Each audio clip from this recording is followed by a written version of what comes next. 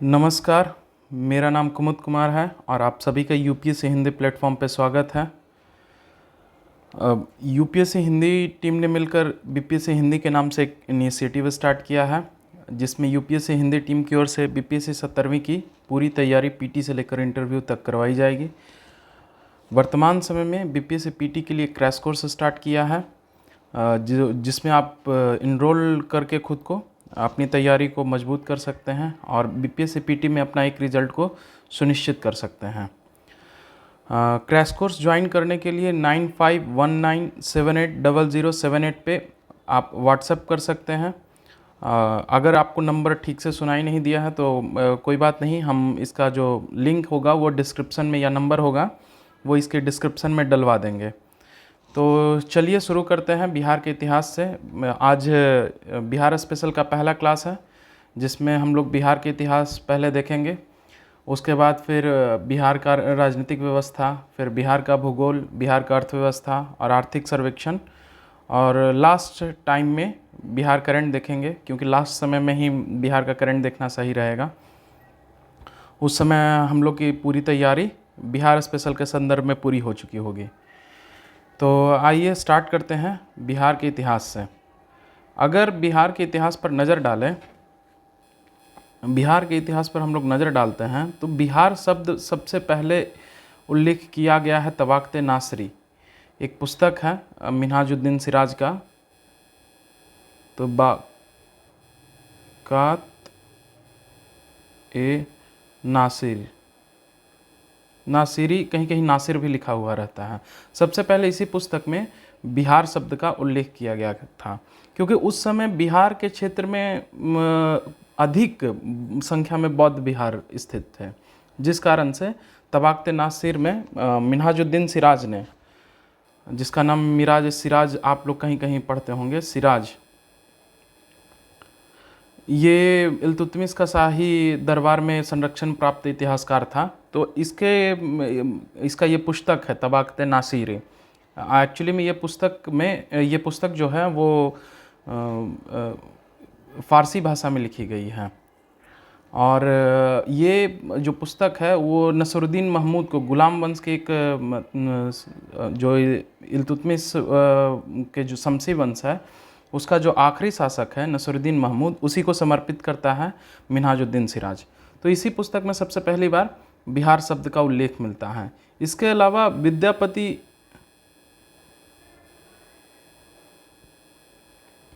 का एक पुस्तक है कृतिलता, इसमें भी बिहार शब्द का उल्लेख किया गया है, लेकिन सबसे पहला ये पुस्तक था, ये कंफर्म रखिएगा आप लोग। अब आ जाते हैं प्राचीन इतिहास से। प्राचीन इतिहास,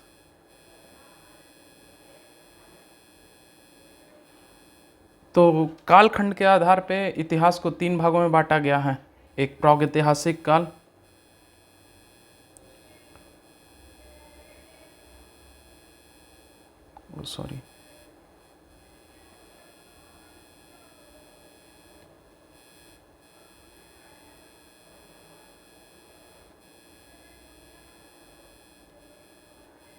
एक आद्य इतिहास होता है,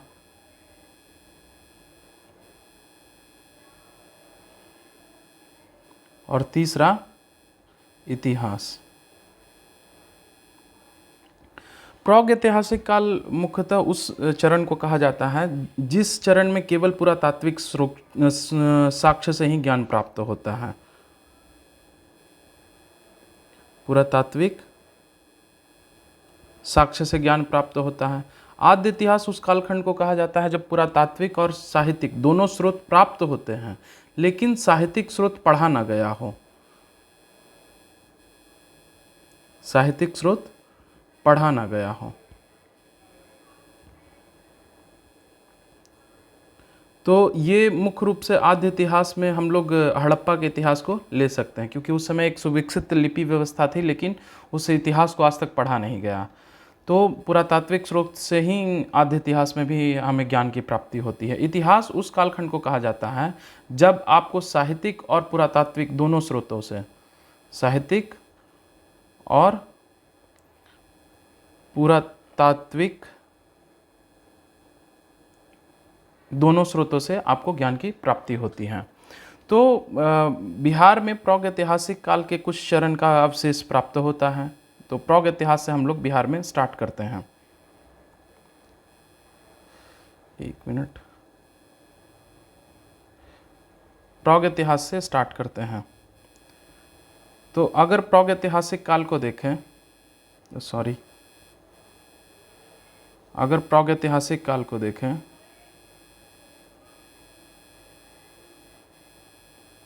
प्रागैतिहासिक चरण में हम सभी कालखंडों को पाषाण कालखंड के नाम से जानते हैं, क्योंकि मुख्य रूप से पाषाण उपकरण ही इस कालखंड में प्राप्त होते हैं। तो इसे भी हम लोग 3 चरण में बांटते हैं, पुरा पाषाण, मध्य पाषाण और नव पाषाण। पुरा पाषाण, मध्य पाषाण और नव पाषाण। तो ये तीनों चरण का जो बिहार में अवशेष है वो प्राप्त होता है। अगर पूरा पाषाण के संदर्भ में देखा जाए तो बिहार, मैं एक मैप बना लेता हूँ यहाँ पे।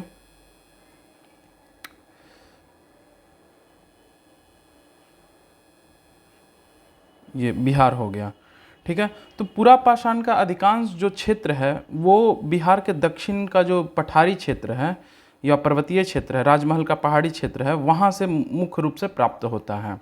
जैसे कि गया का पामेर घाटी हो गया, गया का पामेर घाटी हो गया। फिर इसके अलावा मुंगेर का भीम बांध हो गया, मुंगेर का भीम बांध हो गया। फिर इसके बाद भागलपुर का राजपोखरा हो गया, भागलपुर का राजपोखरा हो गया। यहाँ से पुरातात्विक स्रोत साक्ष्य प्राप्त होते हैं, जैसे कुल्हाड़ी हो गया, हैंडेक्स हो गया, फिर कुरिचनी हो गया, बेदरनी हो गया। ये सब जो साक्ष्य हैं वो इन क्षेत्रों से प्राप्त होते हैं। आप नाम याद रखिएगा, क्योंकि ये नाम पूछ देता है कभी कभी कि पामेर घाटी बिहार के किस जिले में स्थित है। या भीम बांध तो एक और कारण से इम्पॉर्टेंट है, क्योंकि भीम बांध में ही बिहार का पहला वन्यजीव अभ्यारण्य 1976 में स्थापित किया गया था। फिर राजपोखरा नामक स्थल कहाँ स्थित है। इसके अलावा एक वाल्मीकि नगर भी है, जो हिमालय का तराई क्षेत्र है, शिवालिक रेंज का जो क्षेत्र है, वहाँ एक भी वाल्मीकि नगर पश्चिमी चंपारण में वाल्मीकि नगर, एक मिनट, वाल्मीकि नगर स्थित है। यहाँ से भी पूरा पाषाण के साक्ष्य मिलते हैं। पूरा पाषाण काल जो स्थल है उसका साक्ष्य यहाँ से भी प्राप्त होते हैं। अब आ जाते हैं मध्य पाषाण पे। तो मध्य पाषाण का काल जो खंड है इसका उतना अधिक साक्ष्य प्राप्त नहीं होता है। केवल एक मुंगेर जो क्षेत्र है बिहार का, वहीं से मध्य पाषाण का जो अवशेष है वो प्राप्त होता है। अब आ जाते हैं नव पाषाण पे। नव पाषाण काल, नव पाषाण काल, यहाँ से कुछ कुछ जो बस्तियाँ हैं वो विकसित होना स्टार्ट होती हैं। नव पाषाण काल में बिहार के कई ऐसे क्षेत्र हैं जहाँ से हम लोग को पुरातात्विक स्रोत से साक्ष्य से ज्ञान प्राप्त होना स्टार्ट हो जाता है। तो इसमें 2 जो क्षेत्र है वो काफ़ी इम्पोर्टेंट है। एक है चिरांद, ये छपरा में है। छपरा जिसको हम लोग सारण भी कहते हैं। और एक है चेचर, वैशाली में, जिसको हम लोग हाजीपुर भी कहते हैं। यहाँ का केला बड़ा प्रसिद्ध है हाजीपुर का। तो ये याद रखिएगा कि चिरांद और चेचर जो क्षेत्र है नवपाषाण काल का, वो दोनों बहुत इम्पॉर्टेंट हैं। इसके अलावा सोनुआरा भी एक क्षेत्र है, सेनुआरा, ये रोहतास जिला में स्थित है। रोहतास जिला में स्थित है। ये भी महत्वपूर्ण नवपाषाण कालीन स्थल हैं। इसके अलावा एक और आप लोग याद रख सकते हैं, ताराडी। ताराडी, ये गया में स्थित है। तो आप लोग ये जो नाम है वो किस किस जिला में स्थित है ये आप याद रख सकते हैं। चिरांद और चेचर तो बहुत फेमस है, शायद इससे एक क्वेश्चन भी पूछा था एक बार। तो इसके अलावा कोई भी पूरा पाषाण स्थल से कोई क्वेश्चन नहीं पूछा है, तो ये लोग आप लोग याद रख सकते हैं। अब आ जाते हैं इसके इतिहास के अगली चरण में। ये तो पाषाण सभ्यता हो गया। अब आ जाते हैं ताम्रपाषाणिक सभ्यता। ये वैदिक काल कौन लिख के चला। अब आते हैं ताम्रपाषाणिक स्थल पे।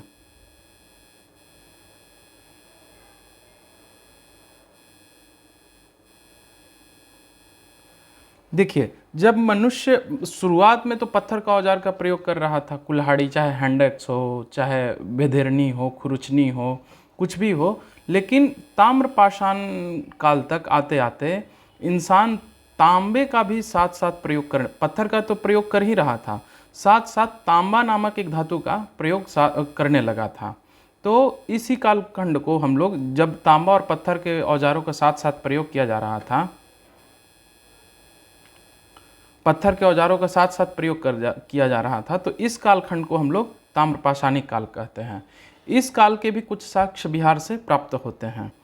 मुख्य रूप से जो नवपाषाण काल है वही विकसित, अगली चरण में विकसित होकर ताम्रपाषाणिक स्थल के रूप में परिवर्तित होता है, जिसमें चिरांद का नाम आता ही आता है। चिरांद हो गया, चेचर हो गया, फिर शेनुआरा हो गया, ताराडी हो गया, ताराडी हो गया। इसके अलावा पटना का एक मनेर क्षेत्र है, मनेर पटना, ये भी हो गया। और इसके अलावा सोनपुर हो गया, सोनपुर से भी ताम्रपाषाणिक स्थल के कुछ साक्ष्य प्राप्त होते हैं। बस इतना ही क्षेत्र आप लोग को याद रखना है ताम्रपाषाणिक काल में। ताम्रपाषाणिक काल आप लोग समझ गए। अब आ जाता है बिहार में वैदिक या बिहार का आर्यीकरण या बिहार में वैदिक युग। वैदिक काल, तो वैदिक काल एज वी नोन दैट कि ऋग वैदिक काल से वैदिक काल का प्रारंभ माना जाता है। तो इस समय जो ऋग्वेद है ये प्रमुख ग्रंथ होता है उस समय के इतिहास को जानने के लिए। तो ऋग्वेद में बिहार का स्पेशली कोई जिक्र नहीं है, लेकिन इसमें एक कीकट क्षेत्र है जिसको बिहार से संदर्भित किया जाता है। बिहार का जो दक्षिणी भाग है और यूपी का जो दक्षिणी भाग है, पूर्वी और दक्षिणी भाग है, उसको कीकट शब्द से उल्लेख किया गया है। क्योंकि ऋग्वैदिक काल में आप लोग जानते होंगे, जैसे ये देख लेते हैं हम लोग,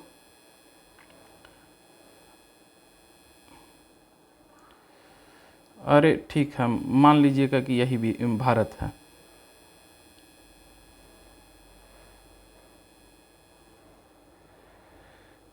जैसे ऋग्वैदिक काल में अगर आप लोग पढ़िएगा तो आपको पता चलेगा कि सप्त सैंधव क्षेत्र जो था, ये जो पंजाब का जो क्षेत्र था सिंधु नदी के द्वारा सिंचित, यही सिंधु और सरस्वती नदी के जो बीच में पड़ता है दोआब क्षेत्र, वही आर्यों का मुख्य निवास स्थान था। तो सप्त सैंधव क्षेत्र का ही जच्चा मिलता है और इसी क्षेत्र में वैदिक लोग रहते थे ऋग्वैदिक काल में। ठीक है, तो लेकिन बिहार के संदर्भ में एक कीकट शब्द का उल्लेख ऋग्वेद में मिलता है। तो कीकट शब्द को बिहार से संदर्भित किया जाता है और यहाँ के जो निवासी थे उनके लिए वात्स्य शब्द का प्रयोग किया जाता है। जो यहाँ लोग रहते थे उनको वात्स्य कहा जाता था। एक्चुअली में ये आर्य के बाहर का क्षेत्र था, आर्य क्षेत्र का ये इलाका नहीं माना जाता था बिहार, आर्य से बाहर का ये क्षेत्र था। तो ऋग्वेद में कीकट, और कीकट का एक राजा था जिसका नाम प्रेमगंध मिलता है। प्रेमगंध ये कीकट क्षेत्र का राजा था जो कि आर्य नहीं था। ऋग्वेद में बस ऋग्वैदिक काल में इतना ही जानकारी हमें प्राप्त हो पाता है। अब आ जाते हैं उत्तर वैदिक काल।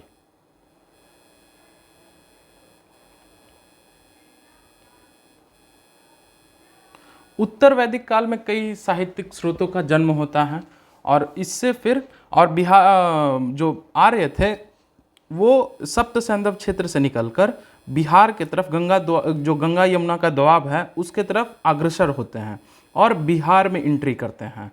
तो उत्तर वैदिक काल से ही बिहार का जो क्षेत्र है वो आर्यकरण प्रारंभ होता है। तो देख लेते हैं एक बार मैप बना के।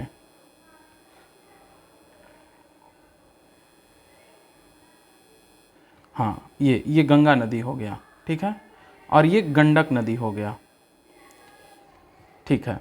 तो बिहार जो आर्य थे वो उत्तर वैदिक काल में जो अपना विस्तार पूर्व की ओर करते हैं और पूर्व की ओर करते करते वो गंडक नदी को पार करते हैं।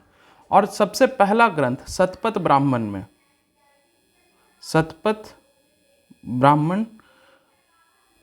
ग्रंथ में सबसे पहली बार ये जिक्र मिलता है कि बिहार के किसी क्षेत्र का आर्यकरण हुआ, मतलब आर्य यहाँ आकर बसे। तो ये विदेह माधव के संदर्भ में मिलता है। विदेह माधव ये एक व्यक्ति हैं जो कि बिहार के क्षेत्र में बिहार का आर्यकरण किए थे। सबसे पहले ये सदानीरा या गंडक नदी को पार, सदानीरा को ही गंडक कहा जाता है। वैदिक काल में सदानीरा नदी को ही गंडक नदी को ही सदानीरा कहा गया है। सदानीरा का अर्थ यह होता है कि जिसमें वर्ष भर जल मौजूद रहे। तो गंडक नदी वैसा ही एक नदी है। तो ये क्षेत्र पार करके जो मिथिला का क्षेत्र है, सबसे पहले इसी क्षेत्र का आर्यकरण विदेह माधव के द्वारा किया जाता है और एक स्वतंत्र राज्य की स्थापना की जाती है। हालांकि विदेह माधव तब तक मर चुके थे। इनके पौत्र जो होते हैं, इक्ष्वाकु पुत्र, इनके जो पौत्र होते हैं, एक मिनट, ये क्लियर हो गया आपको कि मिथिला के क्षेत्र में आर्यकरण सबसे पहला बार हुआ था। और यहाँ माधव विदेह जो थे या विदेह माधव, वही सबसे पहली बार आर्यों का केंद्र बनाया। इसके बाद फिर आते हैं विदेह राजवंश की स्थापना की जाती है इसी क्षेत्र में। विदेह राजवंश की स्थापना की जाती है निमि विदेह के द्वारा। निमि विदेह के द्वारा सबसे पहले मिथिला क्षेत्र में विदेह राज्य की स्थापना की जाती है। निमि है ये, निमि विदेह। और इसी वंश के जो दूसरे राजा हुए मिथि जनक विदेह,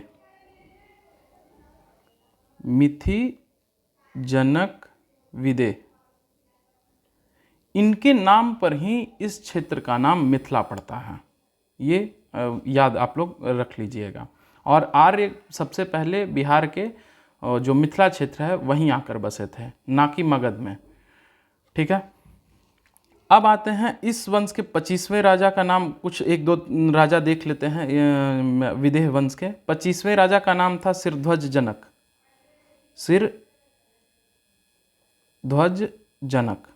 मिथि जनक के बाद फिर सारे जो राजा हैं वो विदेह छोड़कर जनक नाम अपने लास्ट जो सबटाइटल होता है, जिसको क्या कहते हैं, सरनेम जो होता है, वो जनक रखने स्टार्ट कर दिए थे। तो सिरध्वज जनक के संबंध में रामायण में उल्लेख मिलता है, क्योंकि इसी के काल में सिरध्वज जनक अपनी पुत्री सीता, जिनको हम लोग सीता माँ के नाम से जानते हैं, इनका विवाह राजा राम से होता है। दशरथ के पुत्र राजा राम से किया जाता है, जो राम भगवान के नाम से जाने जाते हैं। इस कालखंड, जो ये कालखंड हुआ जनक या विदेह जो कालखंड हुआ, इसमें टोटल 53 और 15, पहले कालखंड में इसमें 53 राजा हुए और दूसरे में 15। इंपॉर्टेंट नहीं है, बस मैं आप लोग को बता देता हूँ। टोटल 68 राजा हुए। और इस वंश का जो आखिरी शासक हुआ उसका नाम था करल जनक, ठीक है। अब आते हैं, ये तो हो गया उत्तर वैदिक काल। उत्तर वैदिक काल के संदर्भ में आप लोग को बस इतना ही जानना है, इससे ज़्यादा जानने का कोशिश मत कीजिएगा, नहीं तो फंस के रहिएगा, क्योंकि इतिहास बहुत लंबा है। क्या पढ़ना है क्या छोड़ना है, बहुत आपको इस बारे में सतर्क रहना होगा। तो शतपथ ब्राह्मण आप लोग याद रखिएगा कि शतपथ ब्राह्मण वो ग्रंथ था जिससे पता चलता है कि बिहार के क्षेत्र का आर्यीकरण किया गया था। और साहित्यिक स्रोतों में सबसे पहली बार बिहार के जो उल्लेख है, मतलब बिहार के किसी क्षेत्र के बारे में विशेष उल्लेख किया गया है, वो शतपथ ब्राह्मण से ही प्राप्त होता है बिहार के बारे में ज्ञान, ठीक है। अब आते हैं अथर्ववेद।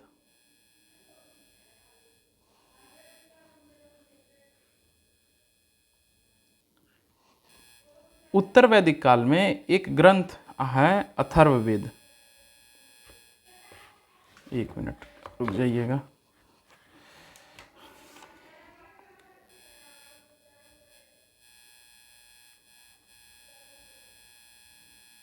अथर्ववेद ये 4 वेदों में से एक वेद है। तो अथर्ववेद से अंग और मगध का उल्लेख मिलता है। अंग शब्द और मगध शब्द का सर्वप्रथम उल्लेख अथर्ववेद से ही प्राप्त होता है। तो ये भी फैक्ट आप लोग याद रख सकते हैं।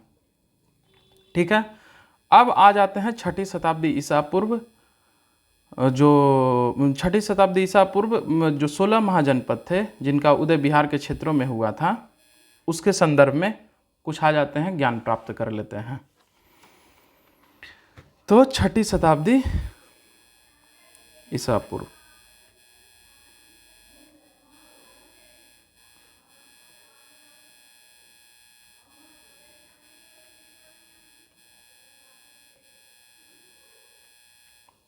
महाजनपद का उदय। इस समय विभिन्न साहित्यिक स्रोतों से पता चलता है कि पूरे भारत में लगभग 16 महाजनपद का उदय हुआ था। मेट्रोपॉलिटन सिटी जिसको कहा जाता है। प्रोनाउंसिएशन में थोड़ा सा दिक्कत हो तो माफ़ कर दीजिएगा। तो 16 महाजनपद का इस समय जिक्र मिलता है विभिन्न स्रोतों में। इसमें से एक है अंगुत्तर निकाय। सॉरी, जल्दी लिखने के चक्कर में थोड़ा सा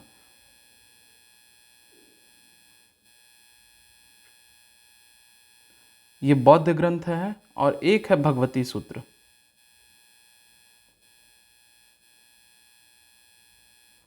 ये 2 पुस्तक है जिससे मुख्य रूप से जानकारी प्राप्त होता है कि इस समय जो भारत में 16 महाजनपद थे, इसमें 3 महाजनपद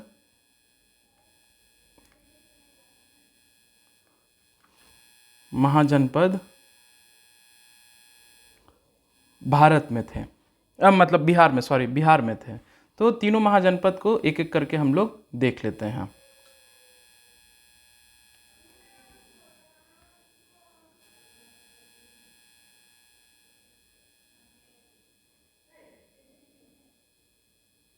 तो कुछ गंदा बन गया, ज़्यादा ही गंदा बन गया। एक मिनट, पहले मैप के थ्रू हम लोग देख लेते हैं कि तीनों महाजनपद किधर किधर था।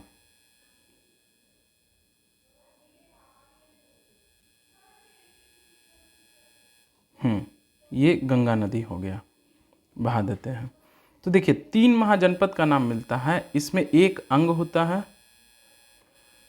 दूसरा वज्जी होता है, और तीसरा मगध, जो भारत को पहला साम्राज्य प्रदान किया था। तो वज्ज संघ मुख्य रूप से इधर के क्षेत्र में रहते थे। वज्ज संघ में कुल 8 संघ या कुल शामिल थे। ये याद रखिएगा कि वज्ज संघ में कुल 8 कुल शामिल हैं। हम हालांकि एक एक करके हम तीनों महाजनपद के बारे में विस्तृत जानकारी प्रदान करेंगे आपको, तो इससे आपको घबराना नहीं है। अभी बस याद रख लीजिए कि 8 कुल इसमें थे, जिसमें एक हो गया अब मिथिला का विदेह हो गया, फिर वैशाली का लिच्छवी हो गया, फिर कपिल वस्तु के शाक्य हो गए, फिर अलकप के बुली हो गए, फिर ज्ञातक हो गए। तो ऐसे ही करके कुल 8 कुल थे। वज्जी के अलावा एक और गणराज्य का उल्लेख मिलता है, वो जो मुख्य रूप से पावापुरी और कपिल वस्तु के क्षेत्र में बसे हुए थे, मल्ल। तो ये इस क्षेत्र में बसे हुए थे। वो मुख्य रूप से यूपी का जो क्षेत्र है वहीं मल्ल थे। बिहार में 3 महाजनपद है, उसमें एक हो गया ये वज्जी, एक हो गया यहाँ पे अंग, थोड़ा सा छोटा बना दिए अंग को लगता है हम, हाँ ये जो था भागलपुर, यहाँ पे ये मुंगेर हो गया, और ये बांका हो गया। जो ये क्षेत्र था ये अंग के अधीन आता था। ठीक है, और ये हो गया मगध, ये हो गया मगध। तो ये तीनों जो महाजनपद थे, धीरे धीरे एक एक करके मगध ने पहले, सबसे पहले अंग को मिलाया, फिर वज्जी को भी मिलाया, फिर मगध तो भाई एक बृहद साम्राज्य के रूप में भारत में उभरा था। और धीरे धीरे करके ये भारत का पहला साम्राज्य बना था। तो सबसे पहले हम लोग देख लेते हैं कि अंग महाजनपद, या हाँ अंग ही महाजनपद सबसे पहले, क्योंकि छोटा है और जल्दी ख़त्म हो जाएगा। अंग महाजनपद के संदर्भ में जानकारी देख लेते हैं।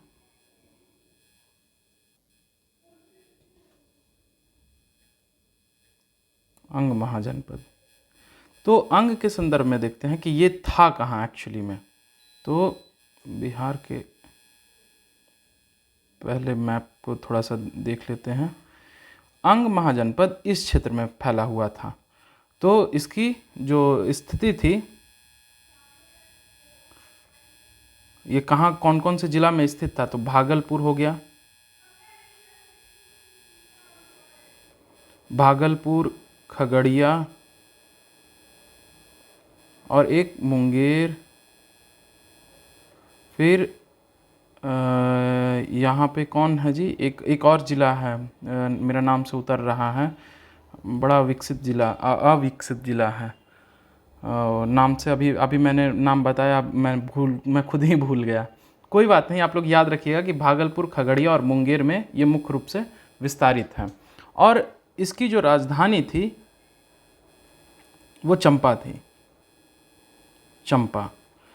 चंपा को ही पुराना जो इसका नाम है वो मालिनी मिलता है। मालिनी इसी का पुराना नाम मिलता है, या कभी कभी मालिनी इधर से भी लिखा, इधर से ही एक्चुअली में लिखा जाता है मालिनी इसकी इस जो चंपा था उसका पुराना नाम मालिनी था। और चंपा का जो वास्तुकार था वो महागोविंद था। महागोविंद इसका वास्तुकार था। चंपा जो इसकी जो राजधानी थी उसके जो वास्तुकार था वो महागोविंद था। एक चीज़ मैं आपको पहले जैसा बताया था कि अथर्ववेद में सबसे पहला इसका उल्लेख मिलता है। अथर्ववेद में सबसे पहला उल्लेख मिलता है अंग का। अंग और मगध दोनों का अथर्ववेद में सबसे पहला उल्लेख किया गया है साहित्यिक स्रोतों में। तो ये आप लोग फैक्ट याद रखिएगा। यहाँ का जो पहले राजा थे उनका नाम तितिक्षु था। तितिक्षु यहाँ के पहले राजा हुए और इस साम्राज्य के आखिरी राजा ब्रह्मदत्त हुए। ब्रह्मदत्त इस वंश जो अंग का वो आखिरी राजा हुए। ये आप लोग फैक्ट याद रखिएगा, ब्रह्मदत्त। अब बताते हैं कि फिर अंग का हुआ क्या। तो अंग और मगध था वो दोनों साम्राज्यवादी राज्य के रूप में उभर रहा था। अंग का एक सेनापति होता है भारतीय या भाटिये। ये बिंबिसार का जो हर्यक वंश का पहला शासक होता है मगध का, उसका पुत्र था, पुत्र था। भाटिये का पुत्र बिंबिसार था। तो बिंबिसार जो था भाटिये था वो बिंबिसार का पिता था। ये उस समय मगध का सेनापति था। तो इसने आक्रमण कर दिया था जी अंग पे। तो उस समय उसका अंग का राजा था ब्रह्मदत्त। तो ब्रह्मदत्त ने भाटिये को पराजित कर दिया था। फिर भाटिये किसी तरीके से प्रयत्न करके बिंबिसार को मगध का गद्दी पर बैठाया। रिपुंजय इसका आखिरी शासक था जो इसके जो पहले वाला वंश था, बृहदत्त वंश का जो आखिरी शासक था रिपुंजय। तो रिपुंजय जब गद्दी से उतरा तो भाटिये ने किसी तरीके से प्रयत्न करा के अपने बेटे को 15 वर्ष की आयु में मगध का गद्दी सौंपवा दिया था, तो कूटनीतिक चालों से। तो बिंबिसार जो क्या है, बैठता है तो सबसे पहले अपने बाप का बदला लेता है और अंग साम्राज्य को जीत करके मगध साम्राज्य में मिला लेता है।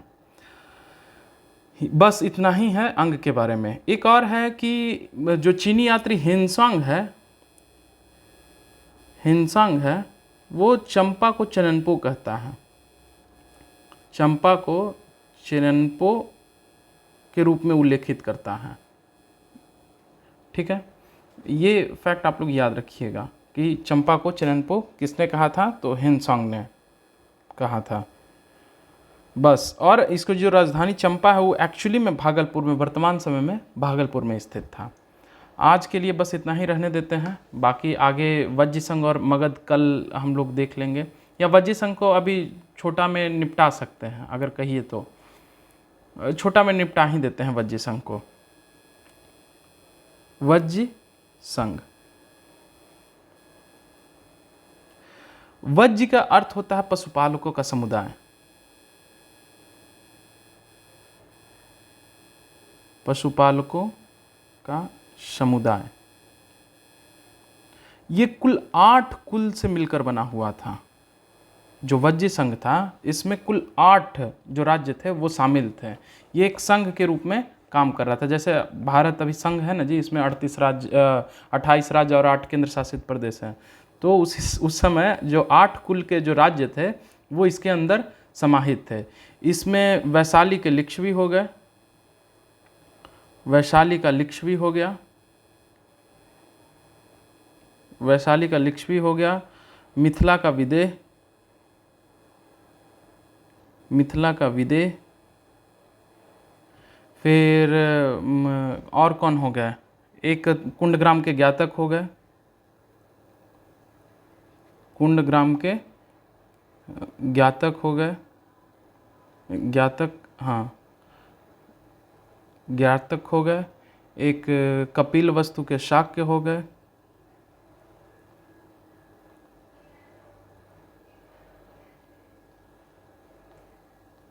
शाक हो गए, फिर रामग्राम के कुलिया हो गए, कोलिए, फिर अलकप के बुल्ली हो गए,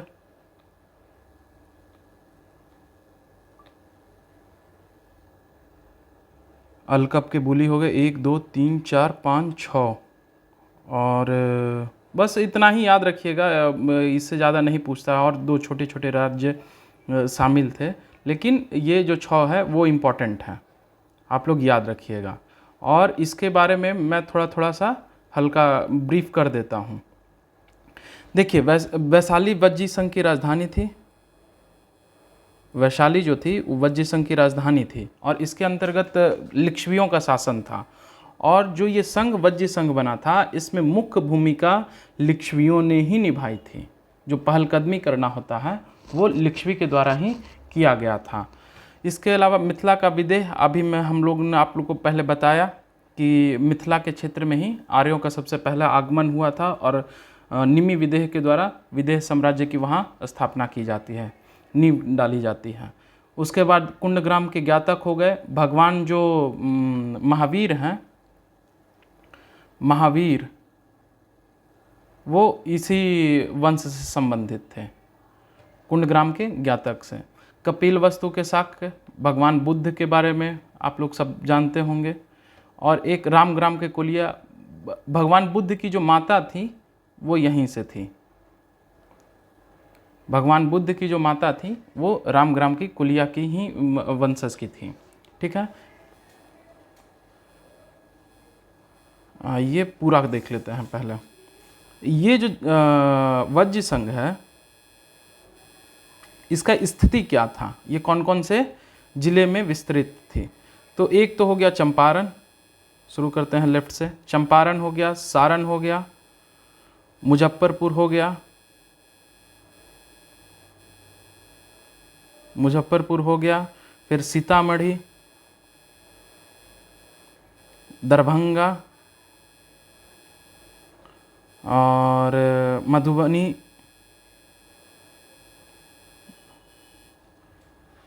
ये मुख्य रूप से एक वैशाली, बस मुख्य रूप से यही जो 6-7 हैं। अलकप के बुल्ली आरा वाले क्षेत्र में शासन करते थे। तो यही मुख्य रूप से वज्र संघ इधर ही विस्तरित था। एक बार मैप पे देख लेते हैं थोड़ा सा कि किधर किधर सारे जिलों की स्थिति है, क्योंकि मैप वर्क में भी आपका सही हो जाएगा। चंपारण यहाँ हुआ, यहाँ पश्चिमी चंपारण, यहाँ पूर्वी चंपारण। सीतामढ़ी जस्ट इसके बगल में हुआ। सारण नीचे यहाँ पे हो गया। मुजफ्फरपुर सारण के बगल में ऊपर में हो गया। वैशाली नीचे हो गया। दरभंगा यहाँ हो गया। मधुबनी दरभंगा के ऊपर हो गया। तो ये इसका मैपिंग है। मुख्य रूप से इसी जो क्षेत्र में वज्र संघ शासन करता था। इसके अलावा वज्र संघ था, वो कहा जाता है कि दुनिया को पहला गणराज्य दिया, गणराज्य दिया। एक्चुअली में जो वज्र संघ के अंतर्गत जो छोटे छोटे राज्य आते थे, जिसके बारे में हम पीछे चर्चा किए हैं कि रामग्राम के कोलिया हो गए, कपिलवस्तु के साथ, वो राजतंत्रीय व्यवस्था से तंग आ चुके थे, क्योंकि राजा हमेशा निरंकुश होता ही होता है। निरंकुशता एक्चुअली में राजतंत्र की एक मुख्य विशेषता मानी जाती है। तो निरंकुश शासन से तंग आकर ये जो सब राज्य थे, लिच्छवी हो गया, फिर कपिलवस्तु के शाक्य हो गया, रामग्राम के कुलिया हो गए, कुंडलग्राम के ज्ञातक हो गए, ये सब मिलके एक गणराज्य की स्थापना करते हैं। और इसकी दूसरी सबसे महत्वपूर्ण आवश्यकता थी सुरक्षा, क्योंकि आपके अगर बगल में मगध जैसा साम्राज्य होगा और अंग जैसे साम्राज्यवादी साम्राज्य होंगे, तो आप अपने सुरक्षा को लेकर हमेशा चिंतित रहिएगा ही रहिएगा। तो सुरक्षा के दृष्टि से ये सब साथ में आकर एक संघ की स्थापना करते हैं। इसके अलावा आप अगर देखें तो हर एक जो गणतंत्र था, उसमें किसी भी गणतंत्र में जनता प्रत्यक्ष रूप से शासन में भाग कभी नहीं लेती थी, बल्कि कुलीनों के माध्यम से। जो कुलीन वर्ग थे वो प्रशासन में भाग लेते थे, और कई कुलीन, एक एक जो राज्य था उसमें कई कई कुलीन होते हैं। जैसे वैशाली के लिच्छवी में, वैशाली में ऐसी परंपरा थी कि 7,707 राजा होते थे। शाक्यों के बीच यह परंपरा थी कि यहाँ 500 राजा होते थे। तो ये सब मिलके प्रशासन में भाग लेते थे, और केंद्रीय व्यवस्थापिका, जिसको विधायिका आज कहा जाता है, केंद्रीय व्यवस्थापिका की स्थापना करते थे, और ये सब मिलके निर्णय लेते थे, और उसको कार्यपालिका को क्रियान्वित करना होता था। वहाँ का जो हर एक कुलीन होता था वो खुद राजा का उपाधि धारण करता था। इसके अलावा राजस्व का एकत्रण करना और सेना रखना भी कुलीनों के जो अधिकार क्षेत्र में ही आता था। और लड़ाई के समय सभी कुलीन अपने सैनिक भेजते थे, जिस कारण से इतना शक्तिशाली हो गया था। क्योंकि देखिए, संघ में वो 8 राज्य मिला हुआ है, और 8 राज्य मिलकर आप अकेले अगर एक राज्य, आप चाहे कितना भी ताकतवर रहिए, एक राज्य जाके उसको हराना बहुत मुश्किल हो जाता है। तो इसी प्रकार से ये जो गणराज्य था ये काफ़ी ज़्यादा मजबूत था, जो कि मगध को भी परेशान किया और अंग को भी परेशान किया। इतना ही नहीं, वैशाली के लिच्छवी के बारे में आप सुनिएगा कि गुप्तोत्तर काल तक लिच्छवी का प्रभाव रहा था वैशाली के क्षेत्र में, या जो उत्तर बिहार में लिच्छवी कुल का। क्योंकि आप चंद्रगुप्त प्रथम के बारे में पढ़िएगा तो अपने राजनीतिक स्थिति को मजबूत करने के लिए लिच्छवी जो राजकुमारी थी, कुमार देवी, उनसे विवाह किया था। उसके बाद उसका राजनीतिक महत्व अधिक बढ़ा था चंद्रगुप्त प्रथम का। इसके अलावा वज्र संघ के बारे में 2-3 फैक्ट हैं, वो देख लेते हैं। देखिए, जो केंद्रीय व्यवस्थापिका होता था विभिन्न राज्यों में, जैसे वैशाली में 7,707 राजा थे, तो 7,707 जो व्यक्ति थे वो व्यवस्थापिका के अंग थे। तो इसकी जो अध्यक्षता करता था उसको गणपूरक कहा जाता था। गणपूरक नामक व्यक्ति जो होता था, इसके निर्वाचन यही जो 7,707 राजा थे, यही आपस में मिलकर एक व्यक्ति को नियुक्ति करते थे गणपूरक के रूप में, जो कि केंद्रीय व्यवस्थापिका की अध्यक्षता करता था। इसके अलावा जो ये लोग वोट देते थे कि भाई हम इसको वोट दे रहे हैं, ये मत पे हम वोट दे रहे हैं, ये वोट दे रहे हैं, इसकी गणना सकला ग्राहक करता था। सकला ग्राहक करता था। ठीक है, अब आ जाते हैं एक और, रामग्राम के कुलिया जो था,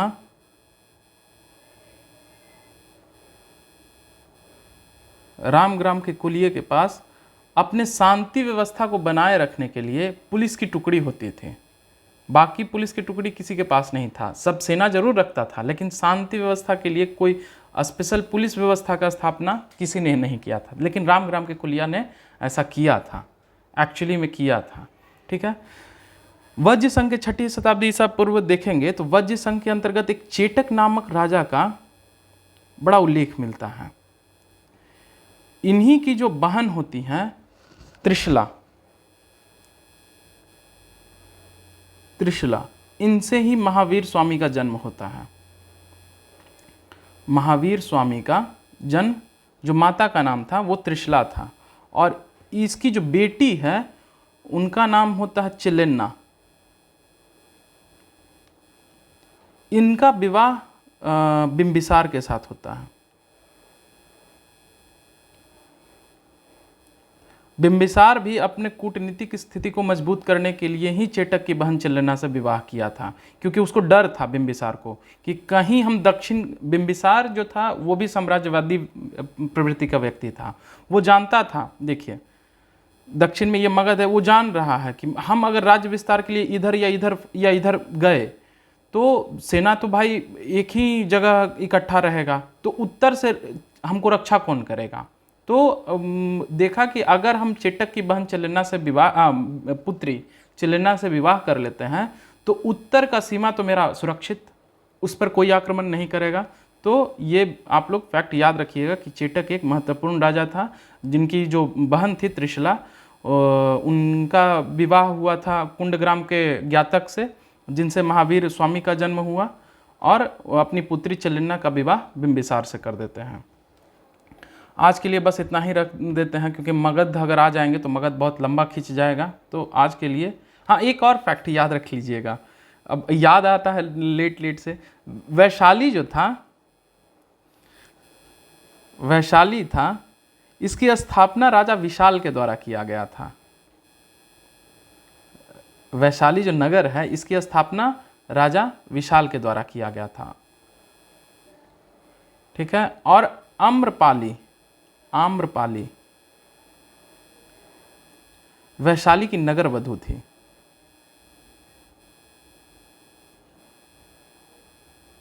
नगर वधु आम्रपाली थी। बाद में इन्होंने बौद्ध धर्म अपना लिया था, और इन्हीं के दरबार में जाकर जब भगवान बुद्ध अपने दीक्षा देने जाते हैं वज्र संघ में, तो वैशाली के जब इनका पदार्पण होता है तो आम्रपाली के दरबार पे जाके अपना भोजन ग्रहण किए थे एक बार। तो इस कारण से आम्रपाली का नाम इम्पोर्टेंट हो जाता है। और वैशाली के राजा जो थे वो भगवान बुद्ध के रहने के लिए कट्टागर साला का निर्माण करवाए थे। टागर साला का निर्माण करवाए थे, जहां भगवान बुद्ध रह के अपना उपदेश देते थे। एक और फैक्ट है कि कट्टागर साला, हाँ, वर्तमान समय में जो वैशाली है वो मुजफ्फरपुर में स्थित है। मुजफ्फरपुर जिला के जो बसाड़ गांव है, यहाँ का एक बसाड़ गांव है, इसकी जो है वो तारतम्यता वैशाली के साथ स्थापित की गई है। ठीक है, तो आज के लिए रहने देते हैं, बस कल फिर से देख लेंगे कि आगे क्या पढ़ना है। आज बस इतना ही, धन्यवाद।